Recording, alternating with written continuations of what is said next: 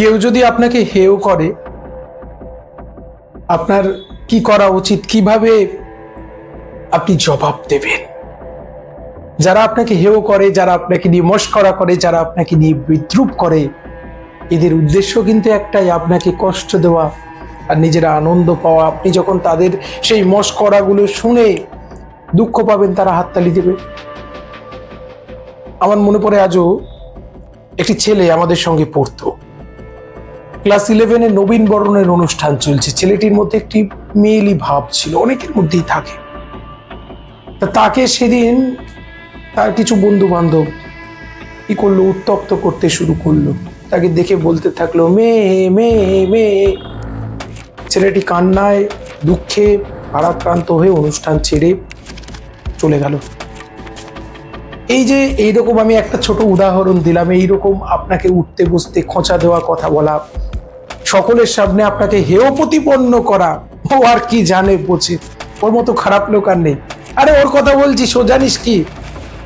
এইরকম বন্ধু বান্ধবরা যদি হেয় করে, ছোট করে আপনার আর্থিক অবস্থা নিয়ে, আপনার সামাজিক অবস্থা নিয়ে, তাহলে কিভাবে জবাব দেবেন? এও আপনাকে করা হবে। আপনার পোশাক নিয়ে কথা বলছে লোকে, অর্থের জন্য, আপনার টাকা পয়সা নেই বলে ছোট করছে আপনাকে। সমস্ত কিছুর জবাব দিতে হবে। কাঁদলে হবে না, মন খারাপ করলে হবে না। আপনি নিজেকে নিজে যদি ভ্যালু না দেন, অন্য কখনো আপনাকে ভ্যালু দেবে না। তাহলে নিজেকে নিজে ভ্যালু দিন। আজকে বলবো কিভাবে দেবেন নিজেকে নিজে ভ্যালু। দেখুন, প্রথমে হচ্ছে চোখের জল মুছুন। একটা দৃঢ় সংকল্প চাই, করে দেখাতে হবে। ওই দেখবেন যখন স্পোর্টস হচ্ছে, ছেলেটা দৌড়চ্ছে আর পেছন থেকে কেউ চিৎকার করে বলছে, পারবি, তুই পারবি, হবে, তুই তুই ফার্স্ট হবি। এই কথাটা তার মনের মধ্যে যদি আগুন জ্বালিয়ে দেয় না, তার দৌড়ের প্রতি ডবল বেড়ে যাবে, সে ফার্স্ট হবে। আপনার মনের মধ্যে সেই আগুনটা জ্বালান।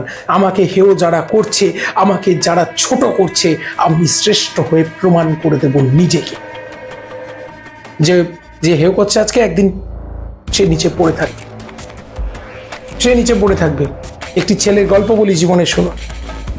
ছেলেটা একটি মেয়েকে ভালোবাসে, প্রেম করে, তার সাথে মেয়ের বাবাকে বিয়ের প্রস্তাব পাঠিয়ে দিচ্ছে। মেয়েটি বাবা বলছে যে তুমি একটা সাধারণ চাকরি করো, তোমার সারা জীবন অর্থ একট্টা করতে করতেই জীবন কেটে যাবে, একটা বাড়ি, তোমার ভালো বাড়ি নেই, আমার মেয়েটাকে কোথায় নিয়ে গিয়ে তুলবে? না না, তোমার মতো ছেলের সাথে আমার মেয়েকে আমি বিয়ে দিতে রাজি। ছেলেটিকে অপমান করে, হেয় প্রতিপন্ন করে ছেলেটিকে রিজেক্ট করেছে। ছেলেটি কিন্তু ডিপ্রেশনে যায়নি, মনের মধ্যে জ্বালিয়ে ফেললো আগুন। তাকে দাঁড়াতেই হবে। চাকরির পাশাপাশি শুরু করলো বিজনেস, এবং কয়েক বছরের মধ্যে সে একটা বিরাট জায়গায় পৌঁছে। দেখুন, ডিপ্রেশনকে কি করে মোটিভেশনে পরিণত করতে হয়, এই গল্পটা শেখাচ্ছে আমাদেরকে। যারা হেয় করছে, যারা অন্যকে হেয় করে, তারা জীবনে এগোতে পারে না। আস্তে আস্তে তারা যদি অনেক উপরেও থাকে, আস্তে আস্তে তাদের ক্ষয় হয়, আর আপনার হয় জয়। জয় হোক আপনার। প্রত্যেকে শক্ত হাতে এগিয়ে চলুন। ভালো থাকুন। পরবর্তী পর্বে বিস্তারিত আলোচনা, সঙ্গে থাকুন, স্বস্তি বার্তার সঙ্গে থাকুন।